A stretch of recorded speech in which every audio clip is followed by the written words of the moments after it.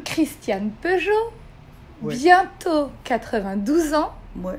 femme active. Oui, je suis encore très active. Oui. Qu'est-ce que vous faites Qu'est-ce que je actuellement? fais? Eh bien, j'essaie, ce que j'ai toujours essayé, de comprendre le sens de ma vie. J'ai toujours essayé ça, ça me paraissait vraiment important. D'ailleurs, mon premier souvenir, j'étais toute petite, je pense que je n'avais pas un an. Et je me suis dit, mais qu'est-ce que je fous là? Et depuis, je n'ai pas avancé d'un iota. Je ne sais toujours pas ce que je fous là. Alors, est-ce que c'est bizarre d'être ici, sur cette terre? Pourquoi vous vous êtes posé cette question? Qu'est-ce que je fais là? Parce que c'était la question qui me paraissait à l'époque, j'étais toute petite, Oui. vraiment, Oui. mais qui me paraissait essentielle. Je suis là. Mais qu'est-ce que je fous là? Pourquoi suis-je là?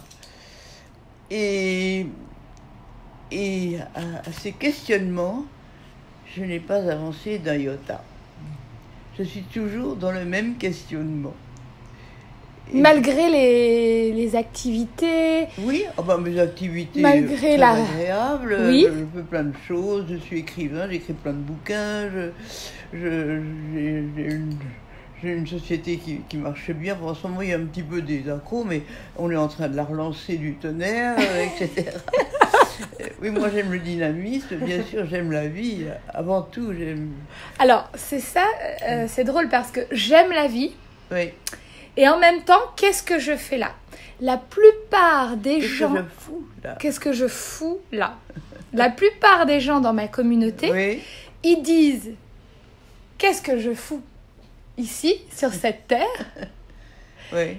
Mais à côté, ils n'avancent pas. Pourquoi? Pourquoi? Comment on peut se poser la question qu'est-ce que je fous là? Oui. Et en même temps, faire des choses? Qu'est-ce que je fous là? C'est la grande question ésotérique, au fond. Pourquoi suis-je là? Qu'est-ce que je fous là? Et faire des choses, c'est quand on a beaucoup de vitalité, c'est ce que j'ai eu toujours, et ce que j'ai encore d'ailleurs. Oui. Et c'est... Alors, on répond à sa vitalité, utiliser sa vitalité. Utiliser sa vitalité. Et oui. Et en faire quelque chose. Est-ce que la vitalité, est-ce que ça s'entretient? Est-ce que la vitalité, on en a naturellement ou est-ce que ça s'entretient? Eh bien, à mon sens, on en a plus ou moins quand même. Les individus sont plus ou moins gâtés sur ce plan-là. On a plus ou moins de vitalité, de capacité, ça n'est...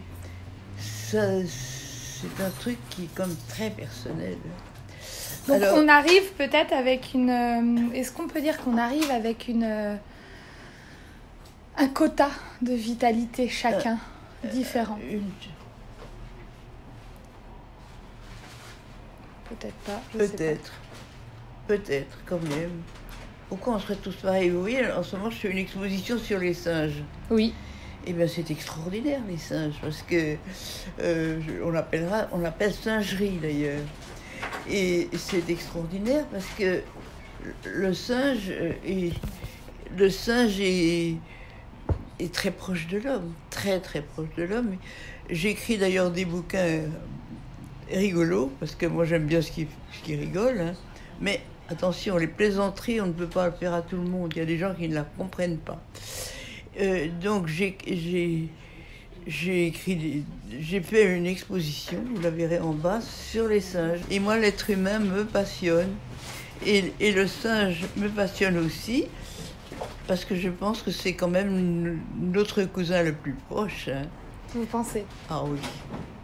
Oh, il nous ressemble, c'est fou. Hein. Il y a même certains singes qui ont 91% de Ils sont comme nous. Nos mimiques ou nos manières de faire ou nos gestes. Oui, ils sont comme nous, ils ont les mêmes possibilités que nous. C'est extraordinaire d'ailleurs. Quand on étudie les singes, on est sidéré.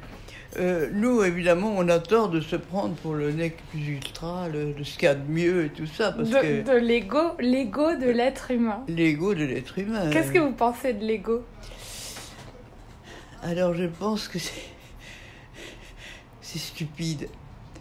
Se prendre pour quelque chose d'extraordinaire, c'est stupide. C'est stupide parce que on est tous... on ne comprend pas pourquoi on est là. On ne comprend pas. Mais cet ego, il a été construit comment, selon vous? Il nous est donné à la naissance. Nous avons des possibilités à la naissance. Mais ces possibilités, on peut les travailler, on peut les améliorer, c'est évident. Qu'est-ce que vous pensez des capacités extrasensorielles? Extrasensorielles? Oui, l'extrasensoriel. Les capacités du ressenti, de l'intuition, de la médiumnité, Qu'est-ce que vous pensez de ça? Eh bien, si on y croit, ça marche. Et si on n'y croit pas, ça ne marche pas. Vous y croyez, vous?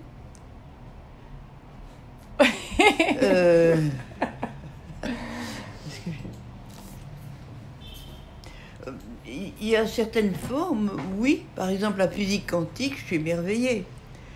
Quand on vous dit qu'il y a des particules, deux particules qui ont été conjointes et qui se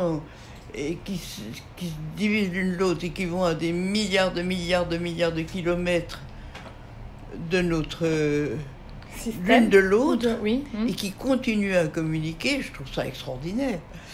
Je suis émerveillée par ce genre de découverte qui ne nous bloque pas. Ça remet en cause et la distance et le temps. Et le temps. Alors exactement. on se sent libéré. Hein. Libéré. C'est ça. Arriver à se libérer de tout ce qu'on nous a appris, de toutes les choses qu'on a voulu nous imposer. Alors ça, c'est merveilleux. Est-ce que vous avez vécu une vie libre sur cette planète? Est-ce que vous êtes senti libre, vous, dans votre jeunesse, dans la femme que vous étiez à l'âge de 50 ans, dans votre vie? À quelle période vous vous êtes senti libre, ou est-ce que vous êtes senti libre? Est-ce que j'ai vécu une vie libre? Oui. Je vais vous dire, par exemple, je vais vous répondre en vous disant, la personne que j'admire le plus, la personne que l'on admire le plus, ça vous donne une idée ça fait partie des questions que je pose. Quelle est la personne que vous admirez le plus? Et ça me donne tout de suite la couleur de la personne en face de qui je suis. Alors, moi, la personne que j'admire le plus, c'est Nelson Mandela. J'allais parler de Martin Luther King. On était proches. Parce que moi, c'est quelqu'un qui... Ok, Nelson Mandela, pourquoi? Parce que Nelson Mandela, il a été prisonnier à l'autre bout pendant, je sais pas, 27 ans. Oui, c'est un peu. Très longtemps. Oui, très longtemps. Je crois que c'est 27 ans. Et il était tellement généreux, tellement ouvert, qu'il était adoré de ses gardiens.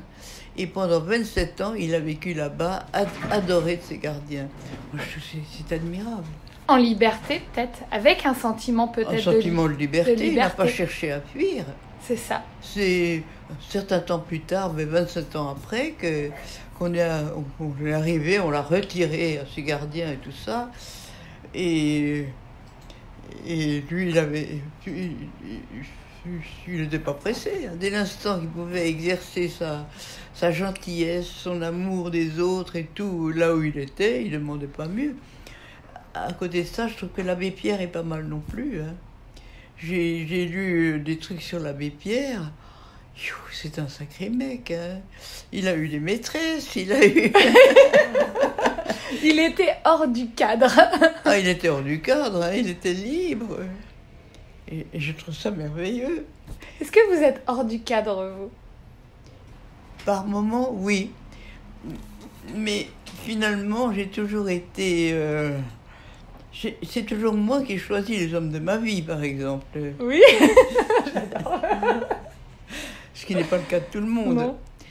Mais j'ai toujours choisi des hommes qui avaient les mêmes dépôts, c'est-à-dire qui étaient vulnérables, qui étaient fragiles, J'ai toujours choisi des hommes comme ça parce que finalement, moi, j'avais la force j'avais cette force de pouvoir les aider. Donc j'ai toujours eu des hommes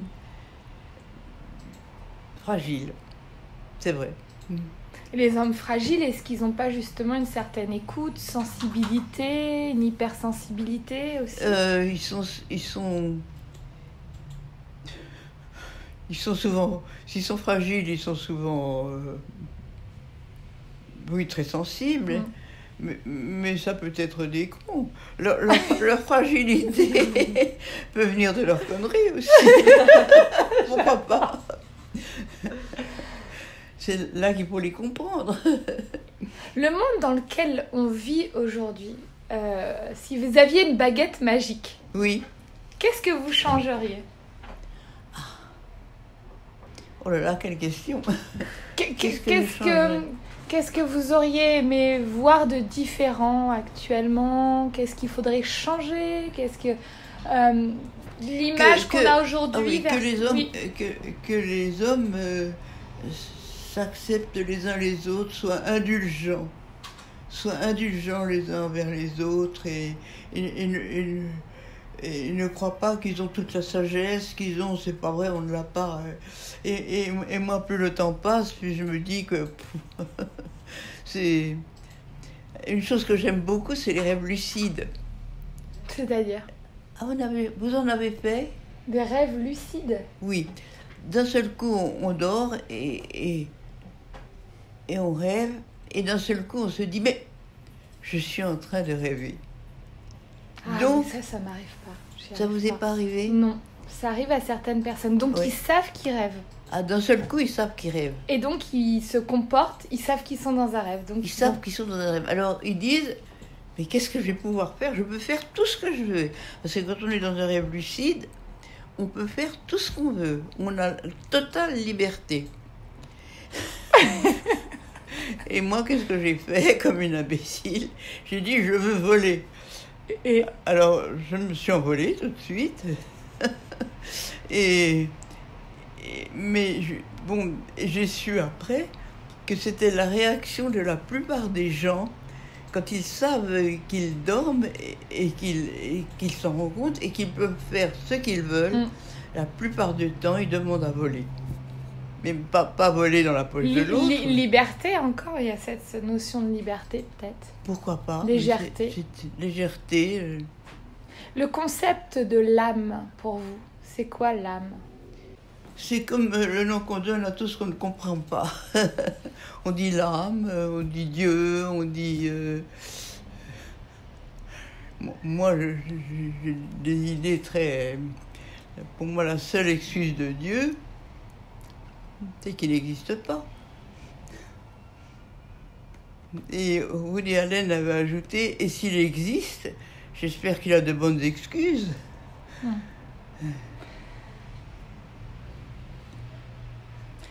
Alors, est-ce que vous avez déjà ressenti une force qui vous guide le long de votre chemin, où vous vous êtes dit, par exemple, j'ai une étoile au-dessus de la tête, ou je ressens quelque chose qui m'accompagne, ou j'ai de la chance, ou... Je pense que j'ai de la chance parce que, vous voyez, j'ai un grand appartement, j'ai monté un espace culturel, donc j'ai eu la force toute ma vie de faire des choses comme ça, donc j'ai eu beaucoup de chance. Est-ce que c'est de la chance ou est-ce que vous avez activé cette chance en étant dans l'action? Si je ne l'avais pas eu, cette chance, je n'aurais rien fait. Je serais là à me lamenter. Mais ma question, c'est est-ce qu'on a de la chance parce qu'on est en mouvement et en fait on l'active, la chance, oui. Ou est-ce qu'on attend la chance pour être en mouvement? Ben, attendre la chance pour être en mouvement, ça ne ressemble à rien.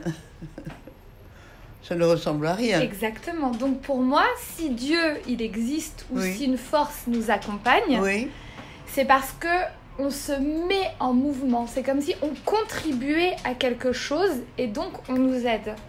Moi, je ressens ça dans ma vie. ah, vous ressentez ça? Ben, c'est bien de ressentir Moi, c'est ce ça. que je ressens. Mais vous, dans votre vie, vous n'avez pas forcément ressenti ça. Se sentir accompagné. Oui, mes grands-mères ont beaucoup compté, mais il n'empêche que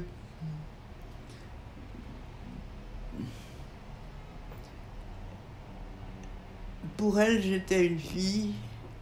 Quand même, au fond, ce qui m'a beaucoup,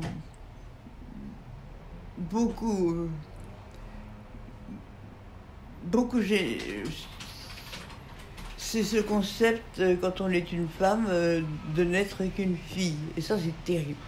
C'est-à-dire Eh ben, moi, justement, on m'a souvent bloqué. Écoute, tu n'es qu'une fille, hein, après tout, tu en sauras toujours assez pour torcher tes moules. J'ai dû entendre cette phrase de ma mère. C'est épouvantable. Ouais. Tu n'es qu'une fille. Ça a changé depuis, dans le monde dans lequel on vit, ou pas? Mais je n'en suis pas sûre. Je n'en suis pas sûre. Parce que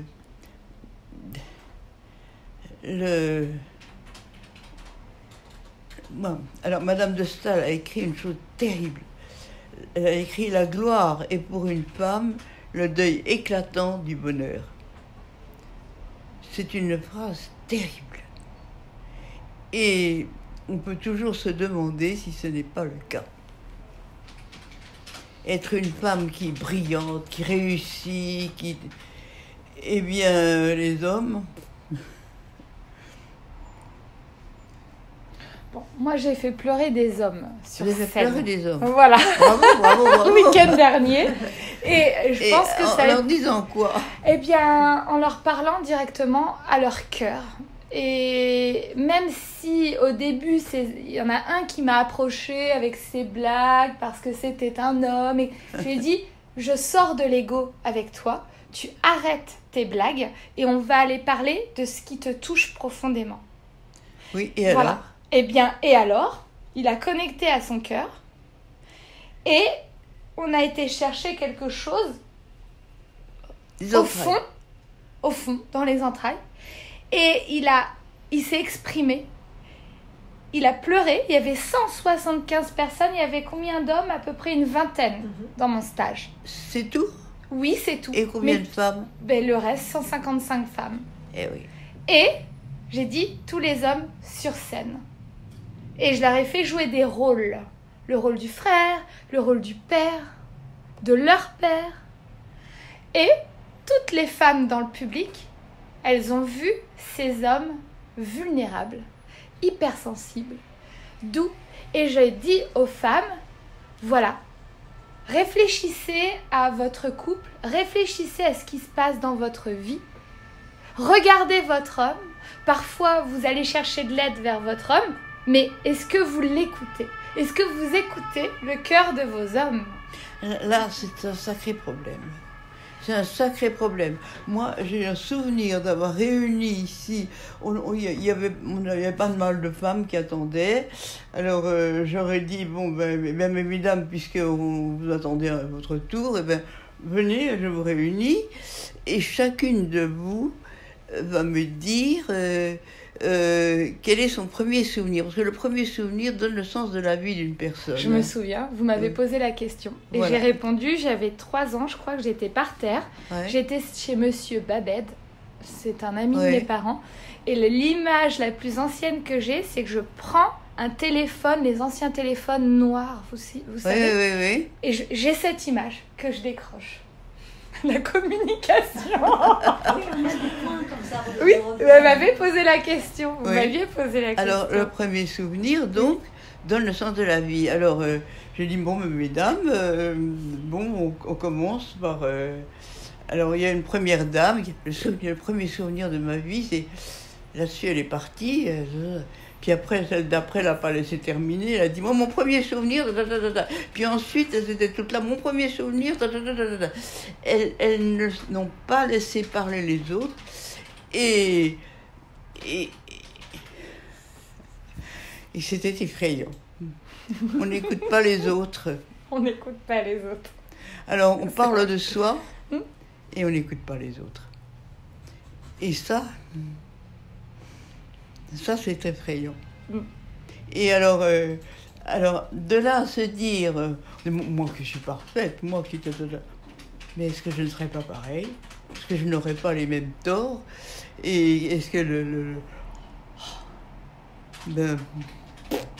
Est-ce que les autres sont nos miroirs, finalement? Les autres sont... oui, c'est pas faux.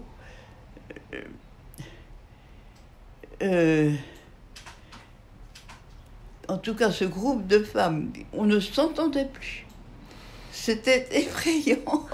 Elles avaient toute envie de parler d'elles, de parler d'elles, de parler d'elles. Et il y en avait qu'une qui apparemment ne disait rien. C'est une sacrée bavarde d'habitude. Et alors, il y en a une qui s'est retournée vers elle. Elle lui dit, mais tu n'as pas dit qu'elle était ton premier souvenir? Mais elle était sidérée. On laisse plus de place, en fait, à la personne. Votre livre sur les réincarnations? Il y a très longtemps que je l'ai écrit. Vous en souvenez? Il faudrait que je le relise pour savoir. Il y a très très longtemps que je l'ai écrit. Est-ce que vous avez quelque chose à nous dire sur la réincarnation? La réincarnation, pourquoi pas? Mais pourquoi pas, après tout? Vous auriez été qui, vous, alors, dans notre vie? Ou est-ce que vous avez déjà touché du doigt votre potentiel d'une autre vie?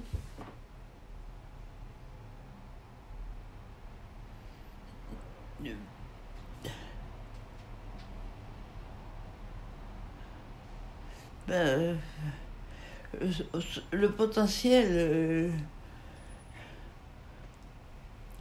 on est doué pour ceci, on est doué pour cela. Moi, j'ai toujours été très douée pour l'écriture. Dès l'âge de 8 ans, j'écrivais déjà. Et je me suis toujours posé des questions qui vont bien au-delà de... Alors, est-ce que j'aurais pu être une... J'aurais vécu il y a 500 ans, est-ce que j'aurais pu m'amuser à jouer les pitis, là? Non. Qu'est-ce que j'aurais été? J'aurais souhaité ressembler à Nelson Mandela, c'est-à-dire avoir autant de cœur que cet homme, au point d'attirer l'amour de ses gardiens, au point de... J'aurais souhaité... Je ne peux pas souhaiter quelque chose de mieux que d'être ça. Être quelqu'un de profondément généreux, qui écoute les autres, mais c'est... Est-ce que vous l'avez pas été un petit peu dans votre vie, quand même?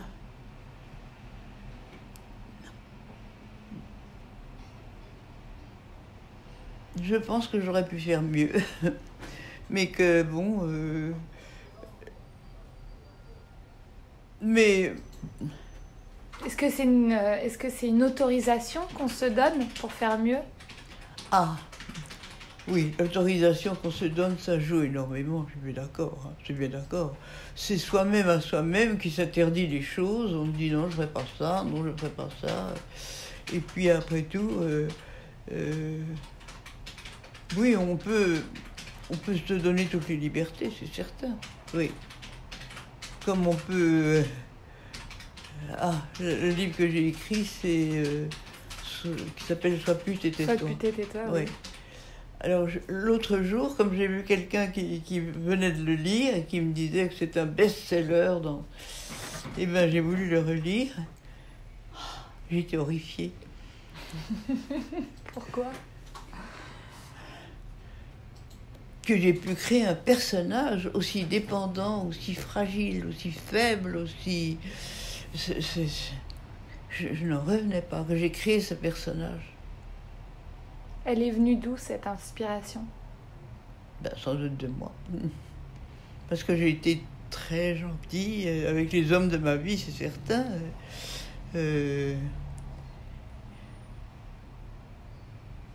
Mais peut-on dire qu'une inspiration est venue de ceci ou de cela? Au fond, on n'en sait rien. Qu'est-ce qu'on sait? Pas grand-chose, je Pas crois. grand-chose. Pas grand-chose.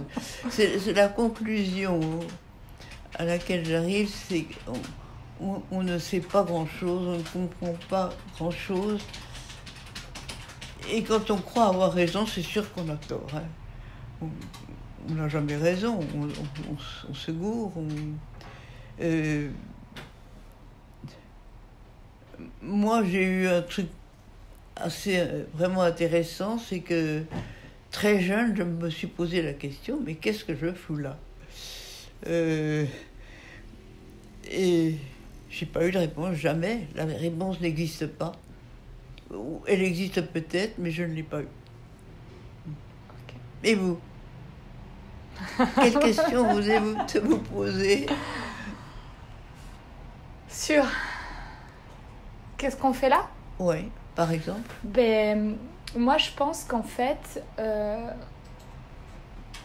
on est ici pour générer, je dirais, de l'amour.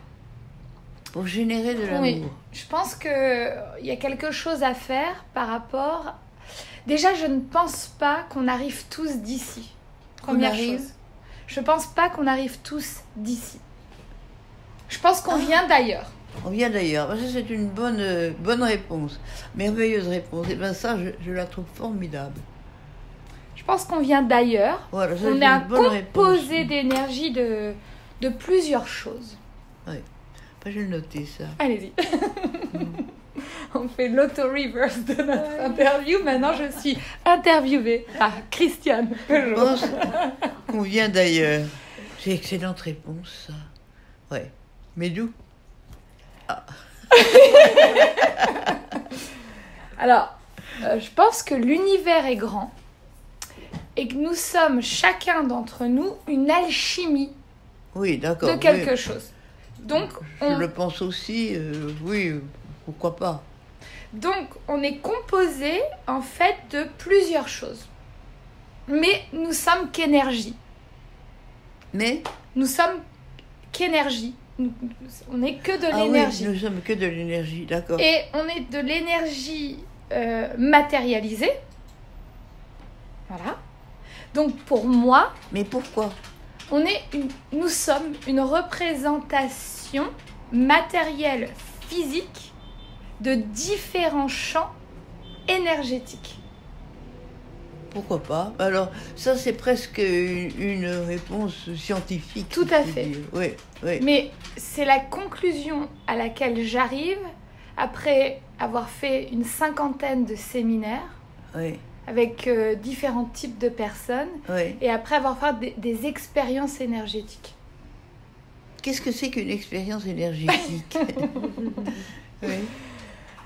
Alors, une expérience énergétique, c'est pour moi de conscientiser que nous sommes qu'énergie et que l'énergie se déforme, que l'énergie est en mouvement et que tout bouge.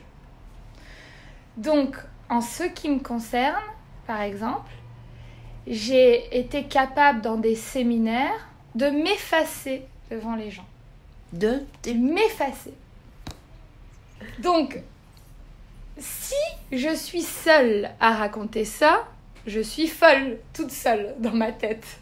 Dans ta tête, mais tu n'es peut-être pas seule dans tout ce qui t'entoure. Et non, le vide, pour moi, n'existe pas. Et la force du conditionnement, de l'ego, fait que je ne vois rien dans le vide. Mais si j'étais pas conditionnée de cette façon, je verrais les choses en plus que je ne vois pas actuellement. Pour moi. Tu penses que tu es conditionnée pour ne pas voir certaines choses? Oui, je pense. Oui. C'est intéressant comme idée. Hein. Je pense que tu es conditionnée pour ne pas voir ça. Et penses-tu que tous les êtres pensants dont nous sommes, dont sont les singes, puisque moi je viens de faire toute une expo sur les singes, oui. Penses-tu que tous, y compris les singes, sont conditionnés pour voir certaines choses et pour ne pas en voir d'autres? Je pense qu'il y a des graduations. Mais... Donc, comme l'allégorie de la caverne de Platon, les philosophes, ils sont à l'extérieur de la caverne. Oui. Parce qu'ils ont une vision qui n'est pas celle de la moyenne des gens. Ah oui, donc ils ont certaines choses, mais il leur en manque d'énormes. Ils ont certaines choses qui leur permettent de voir un autre paradigme. Oui. Mais s'ils se bloquent là-dessus, c'est foutu. C'est ça, faut jamais se bloquer. Voilà. Ne jamais se bloquer sur une idée... Exact. Ce qu'on appelle une idée arrêtée. Voilà. Jamais se bloquer sur une idée arrêtée. Non, c'est tout à fait mon avis. Hein. Tout est en mouvement. Tout est toujours en Tout mouvement. change. Et puisque c'est dans le mouvement que je trouve de l'information. Et l'information que je vais comprendre à un instant T, elle est valable et unique pour moi, mais elle n'est pas compréhensible par d'autres que moi. Et elle est peut-être compréhensible par d'autres que moi qui comprennent autre chose que moi à un instant donné. Qui ont compris peut-être beaucoup plus de choses que toi. C'est ça. Donc, ce que tu as compris se révèle petit à côté de ce que ceux-là ont eu. Tout à fait. Tout à fait. Ça, c'est très intéressant. J'en suis persuadée. Comme point de vue. Mon chemin à moi, ouais. C'est de démocratiser. J'ai presque pas envie de dire la spiritualité, parce que dans la spiritualité aujourd'hui on y trouve beaucoup de choses, mais j'ai compris quelque chose, c'est que l'être humain a un potentiel énergétique non utilisé. Et c'est intéressant ça. Et la manière dont on peut activer cela, c'est déjà de reconnaître les hypersensibles dans notre société. Les hypersensibles? Oui, les hypersensibles. Parce que les hypersensibles te paraissent... Oui. Pour moi, les hypersensibles, c'est comme si le conditionnement tel qu'il est n'a pas pris autant qu'un non hypersensible. Ah, c'est intéressant ça aussi. Tu as écrit tout ça? Non, c'est dans ma tête. Merde, alors t'aurais dû... Moi, je n'ai pas choisi ce chemin que j'emprunte. Il t'a été donné? Je n'ai pas le choix. Il m'a été donné. Il t'a été donné. Oh, c'est beau ça. Mon Dieu, on devrait enregistrer tout ce qu'elle dit. Parce que... On s'enregistre, Christiane. C'est quelqu'un de formidable. J'adore Christiane. C'est quelqu'un de formidable. J'ai fait un parcours typique. L'école, un master marketing international et négociation. Marketing international, ça me doit pas être marrant. J'étais directrice des ventes. J'étais dans le e-commerce à parler de Google, du référencement naturel sur les sites internet, de méta-tags, de tags, de retargeting. Donc, dans ma tête, pour moi, je pensais que j'étais guidée à faire du business toute ma vie, tout en sachant que j'avais un vide à l'intérieur de moi.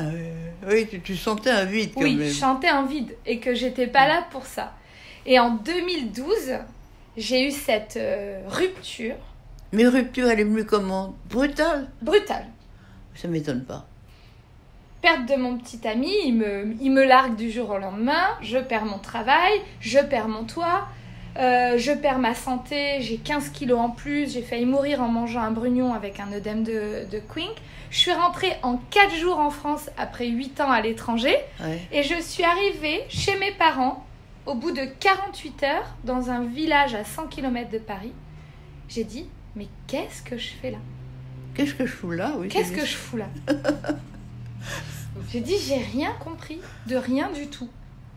Et je pensais, tout avoir dans le sens Ben voilà. matériel. À 30 ans, je gagnais bien ma vie, je voyageais, j'habitais dans un duplex, je m'achetais une paire de chaussures, des vêtements quand je voulais, j'allais au resto, je sortais. Mais en fait, cette course infernale de monsieur et madame tout le monde vers le matériel, se dire que c'est ça notre bonheur, ce n'est pas du tout ça notre bonheur. C'est pas ça la quête de la vie. C'est de se sentir poussé à l'intérieur, grandir à l'intérieur. Et d'accepter et s'autoriser qui l'on est sans savoir que nous sommes ça à la base. C'est extraordinaire. Là, tu es admirable. Hein. Alors, tu fais les séminaires. Oui, je fais des Donc, séminaires. Expliques tout ça. J'explique tout ça. Et j'ai modélisé, puisque par mon mental assez fort, aujourd'hui, il y a quelque chose dans notre société qui se passe. Il y a des gens qui s'éveillent et qui se posent la question « Qu'est-ce que je fous ici ?» Ouais. On est de plus en plus à se poser cette question. Et est-ce que les hommes se la posent comme Oui. les femmes? 20% d'hommes. 20% Ouais, d'hommes. 20% à peu près. Ouais. Ouais. Donc, j'ai créé cette méthodologie. Finalement, je parle de la multipotentialité. Ouais. Lorsque j'arrive sur Terre, mon âme s'incarne, mais ma référence, c'est mes parents. Moi, je dirais, on peut admettre, je me dirais, je ne dis pas mon âme s'incarne, il n'est pas impossible que mon âme s'incarne. Parce que si tu l'affirmes, tu bloques un truc. Quand j'arrive sur Terre, il n'est pas impossible Alors, que ça, mon âme c'est hyper s'incarne. intéressant.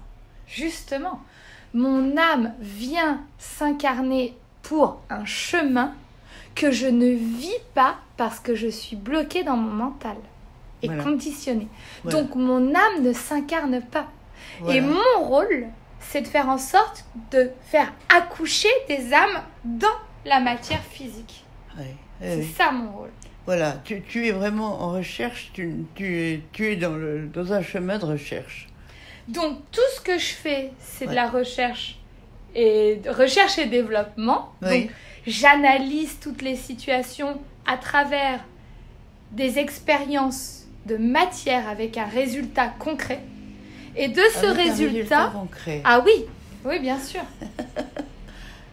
Alors, qu'est-ce que tu appelles un résultat concret? Lorsque par exemple je me présente devant un résultat concret, si c'est très simple. Aujourd'hui, je fais des rituels chamaniques comme si j'avais appris ça toute ma vie dans cette vie. Je n'ai Pourquoi pas absolument jamais rien appris dans cette vie. Et ça t'est venu tout seul? Ça m'est venu ça t'est- après cette transition en 2012. Ça a Après été clash. comme imposé. Ça a été imposé. Je n'ai pas le choix. Je dirais, ça a été comme imposé. Et je lis le chemin des âmes.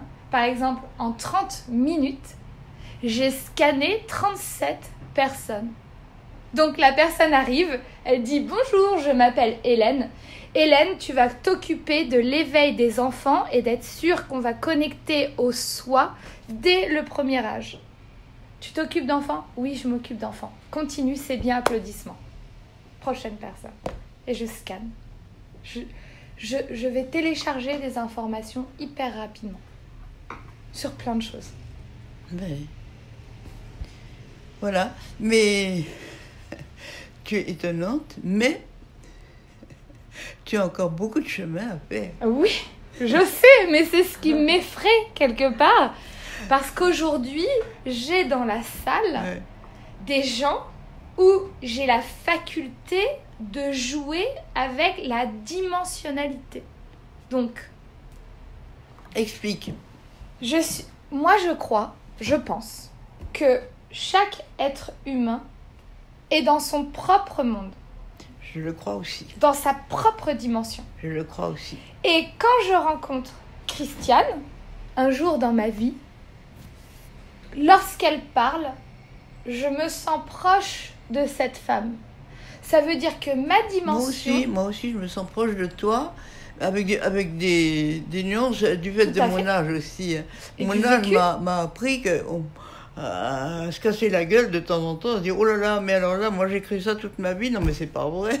Voilà. Oui. Donc, lorsque Christiane parle, eh bien, j'entends que la dimension de Christiane est proche de ma dimension. Oui, moi je suis d'accord. Donc, l'échange va pouvoir se faire de manière fluide. Plus fluide qu'une personne... Que la plupart du temps, c'est des engueulades, quoi. Parce que chacun est dans une dimension. Ce que je pense de ce que je ressens aujourd'hui et de ce que j'expérimente. Oui. Et résultat, lorsque j'avais un public, devant ce public, j'ai pu amener l'énergie, canaliser cette énergie et montrer d'autres visages sur mon visage. Faire de la transfiguration, par exemple. Transfiguration. Ah oui, c'est intéressant d'utiliser ce mot comme transfiguration. Donc, qu'est-ce que la vie ? La vie, c'est la réponse à « mais qu'est-ce que je fous là ?» Et je suis persuadée que chacun d'entre nous nourrit un vortex énergétique, une masse énergétique. Oui. Par exemple, si ton prénom... Frida. Elle est branchée sur du positif. Ensemble, on est en train de nourrir un vortex, un flux énergétique positif. Oui. Où on va augmenter la vibration, d'accord ? Et je crois que l'âme est une boule énergétique qui, lorsqu'elle part de ce monde physique, elle doit absolument être haute en vibration pour aller ailleurs. Oui, c'est une pensée intéressante, hein, pour le moins intéressante, oui. Pourquoi pas ? Ça n'est forcément pas une certitude, parce que rien n'est une certitude. On est d'accord. Mais c'est une belle idée, oui. Oui. Je peux vous poser une question. Est-ce que vous avez peur de la mort ? Et qu'est-ce que ça représente pour vous ? Pas grand-chose, justement. Pas grand-chose. Pas grand-chose. La mort, c'est cesser d'exister sous la forme où je suis. Et sans peut-être en trouver d'autres.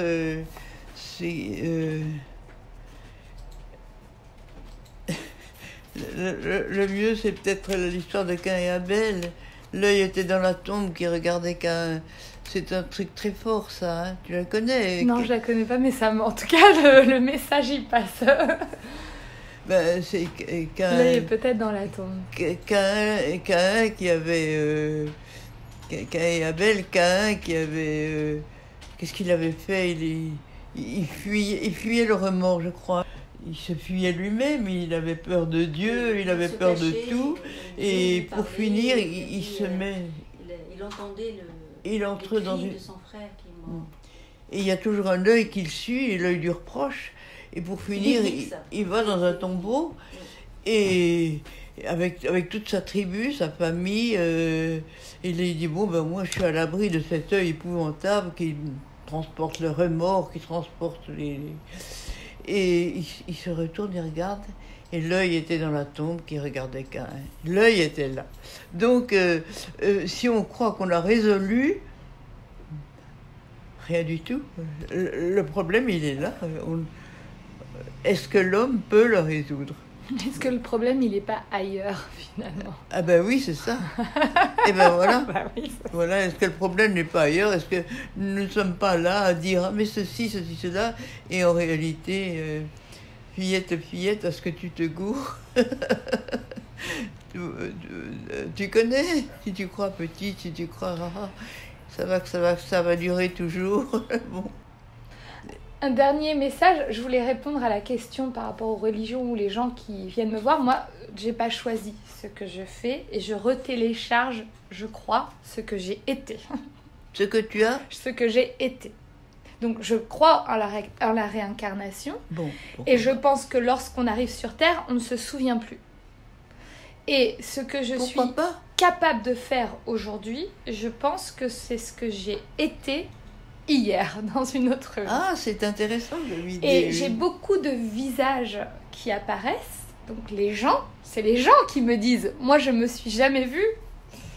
Ils me disent, tu as le visage d'un sage indien, très vieux dans ton visage. Et on me l'a répété des dizaines de fois. Ah bon, tu l'as souvent dit ? Oui.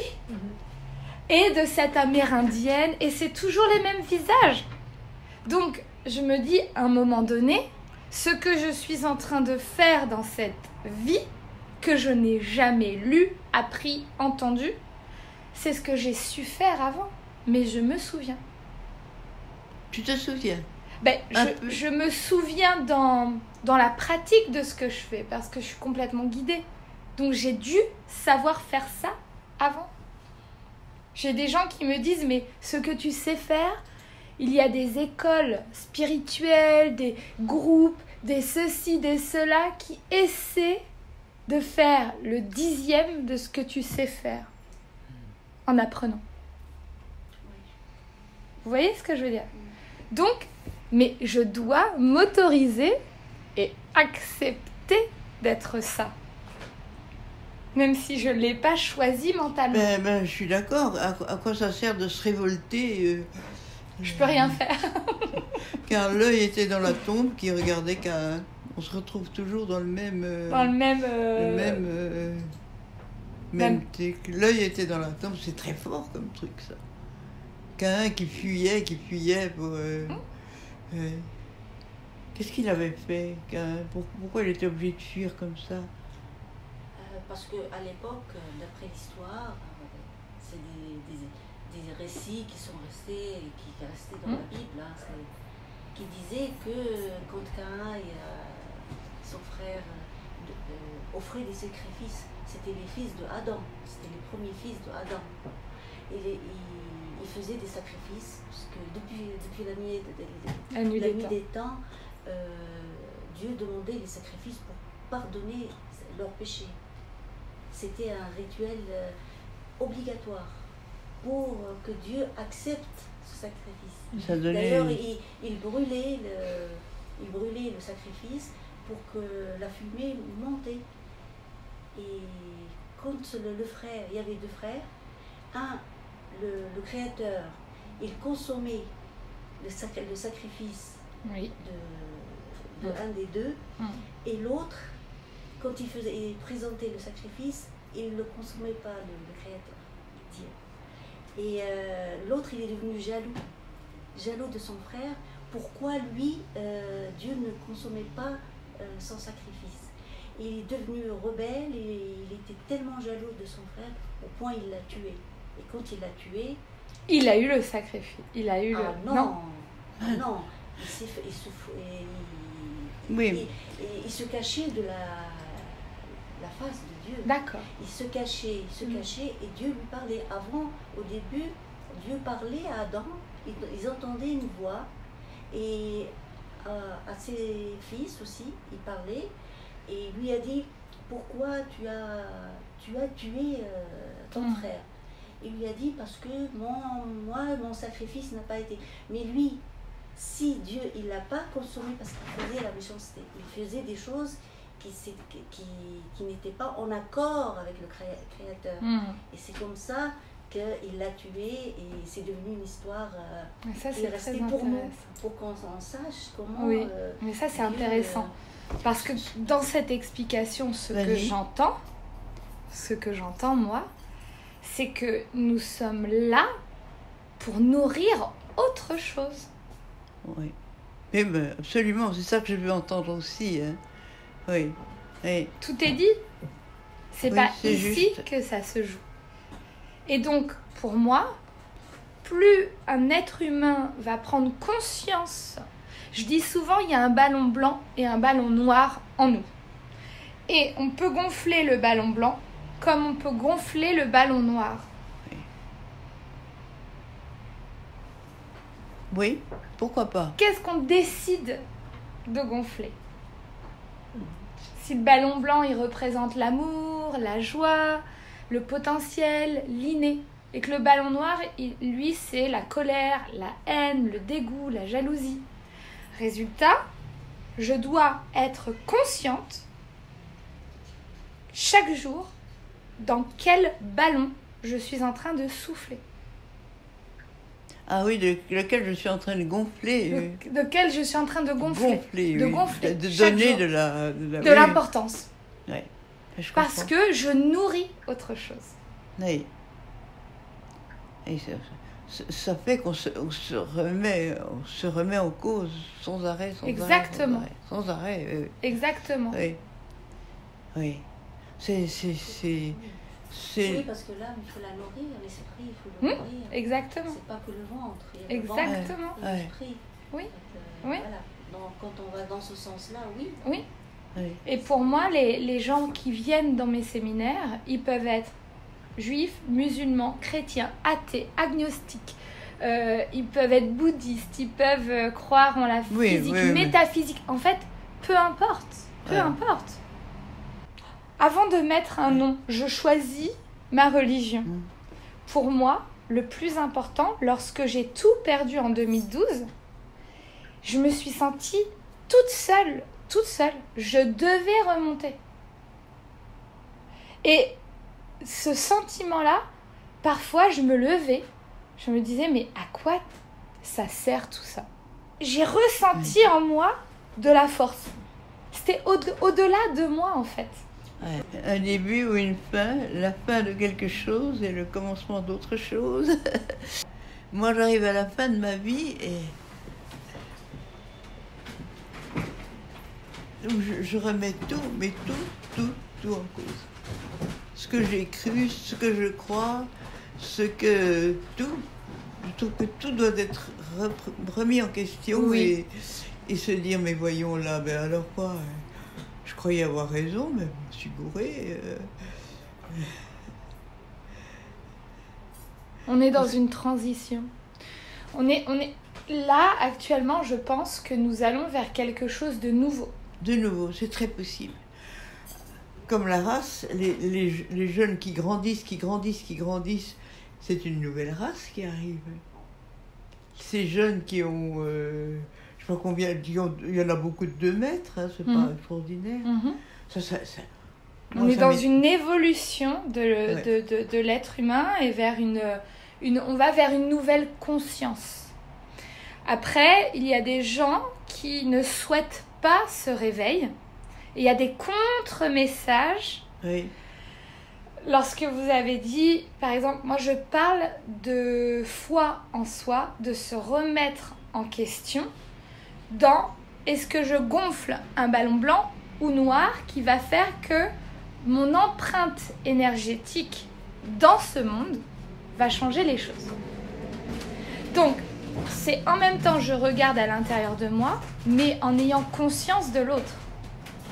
Sauf qu'aujourd'hui, il y a des courants, des théories, des coachings, de la spiritualité, de la thérapie Il y a toujours eu, qui emmènent l'être humain à se centrer que sur lui-même, sans conscience de l'autre. Absolument. Donc ça, ce sont 2 courants inverses. Où le courant de reconnectez-vous à vous et finalement, on est en train également de créer de l'individualisme en prêchant la bonne parole. Ouais. Ça, c'est encore un autre... pour moi, et je le vois parce que j'ai fait des études de marketing, des géopolitiques et de négociation. Ça vient de là, ben oui. Donc, lorsque j'entends quelque chose, quand ça passe dans mes filtres de l'experte, je dis, le message marketing est puissant. Mais le message, au fond, est-ce qu'il est positif ou pas?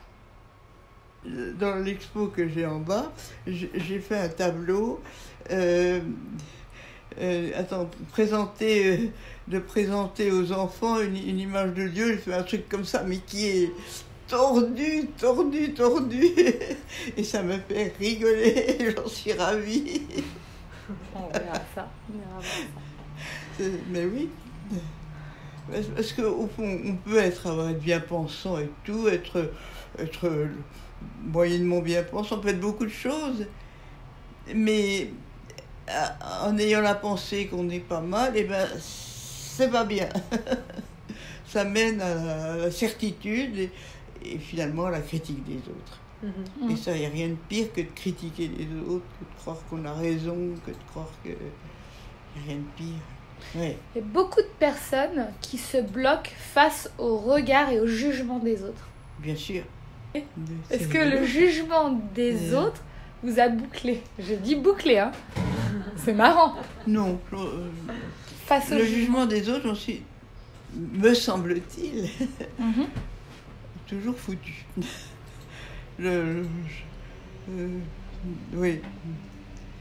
T'aurais dû être ça, t'aurais dû faire ça. Ah bon? Vous parlez de qui? Vous parlez de moi? Au moins que je fasse des choses qui me fassent plaisir, parce que alors là, si rien ne vaut rien, ben, autant se faire plaisir après tout. Au moins faire des choses Oui. qui nous fassent plaisir. Mais au moins, oui. Ça, c'est les débuts des enseignements que je donne tout le temps. Je dis tout le temps ça. D'où le Joyce dans mon nom. Normalement, c'est Céline Doué.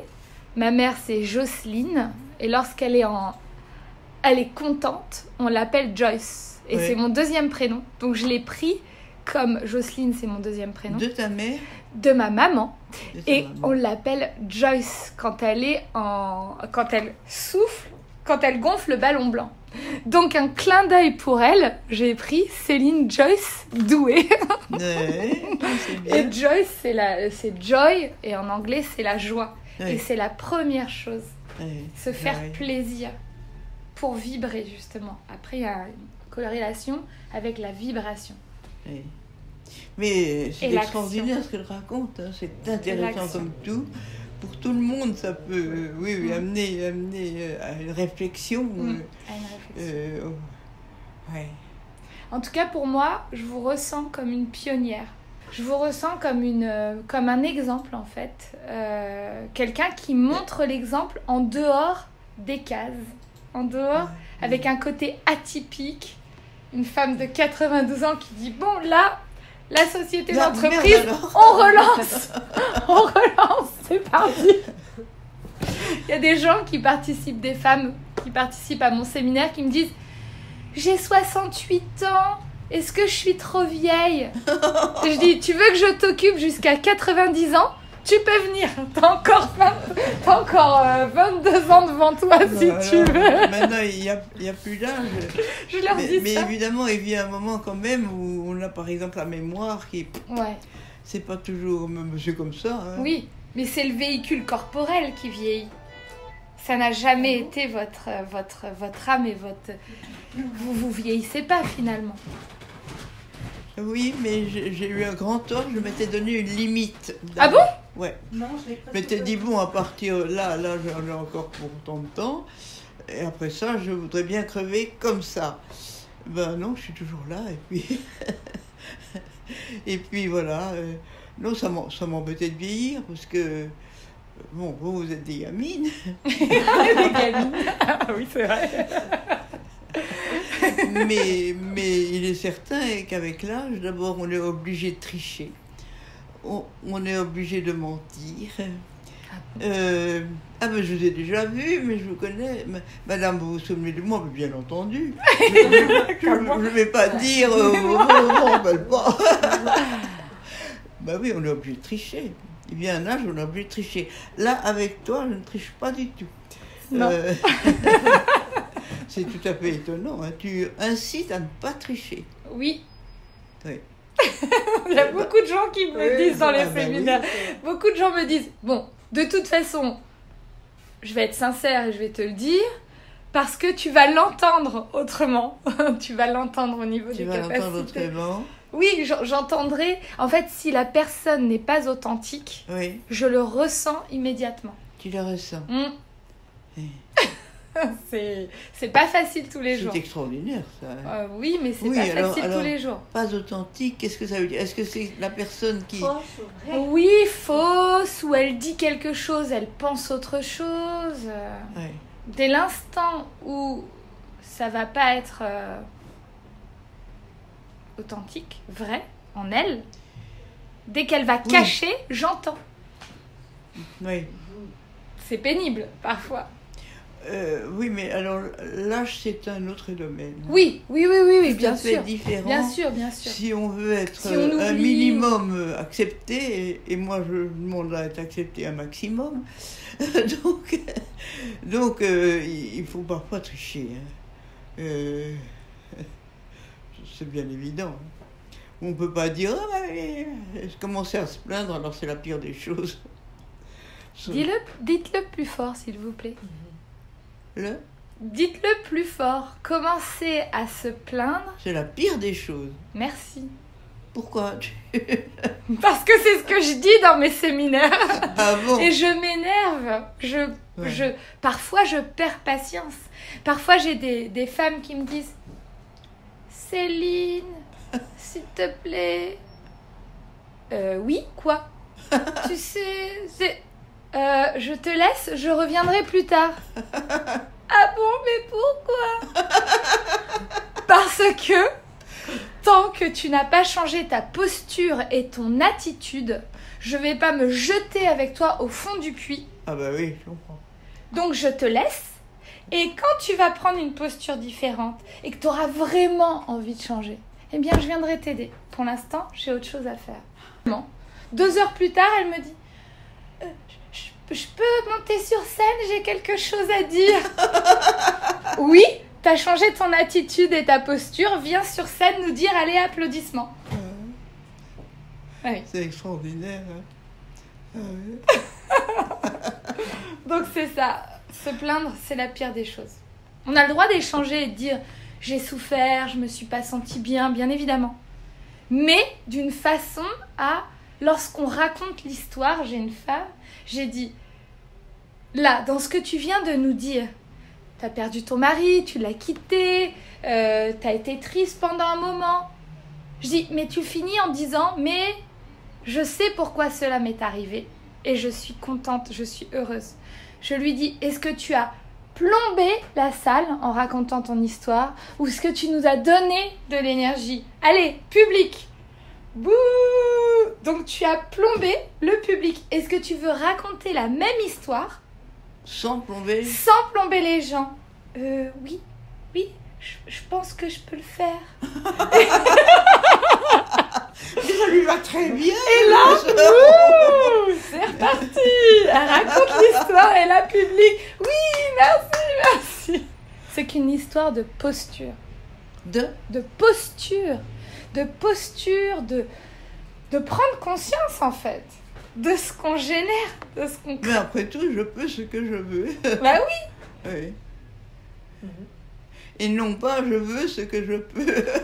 Il faut se faire violence à soi. C'est ça, je pense. Il faut se faire Il faut se faire violence à soi. Est-ce que j'ai envie de raconter l'histoire et en la racontant, je suis encore triste? Elle avait dépassé cette tristesse dans son histoire. C'est pour ça que je lui ai dit, répète ton histoire, raconte ton histoire sous une autre forme. Parce qu'on télécharge l'énergie du passé. Et si tu veux être bloqué dans ton passé, si tu veux vivre dans ta nostalgie et pas avancer, alors la manière dont tu racontes l'histoire, continue à la raconter comme tu étais triste il y a 20 ans. C'est nous qui décidons. Donc moi, je dis, il n'y a pas d'excuse. Si je sens que la personne, elle a traversé cette phase difficile, mais qu'elle s'en est sortie, alors il n'y a pas de raison à raconter une histoire triste. Est-ce que tu as des genres de... Moi, j'ai un souvenir quand je devais avoir 7 ans. Je suis entrée dans le salon de mes parents et d'un seul coup, je me suis dit, mais je suis moi. Oh, je suis moi. Ça, c'est un souvenir inoubliable. C'était quand, ça?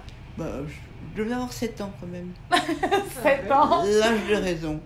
C'est fou. Ah ben 7 ans. c'était Mais je suis extraordinaire. moi. Je n'ai jamais oublié. Mais je suis moi. C'est pour ça que je vous dis que vous êtes une pionnière. Moi je veux bien. Une éveillée, je pense que si. Je pense Continuer à vraiment. être moi. Je pense que Mais oui.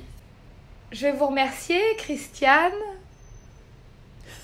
pour cet échange fabuleux, riche. Ah bah oui, moi j'ai trouvé ça merveilleux. J'ai adoré. Ouais, J'ai ouais. passé un bon moment. Ouais. J'espère que vous aussi, qui nous écoutez, vous avez passé un bon moment. Ah, moi j'ai passé un moment Les filles. étonnant, parce que trouver des gens qui sont aussi ouverts, aussi prêts à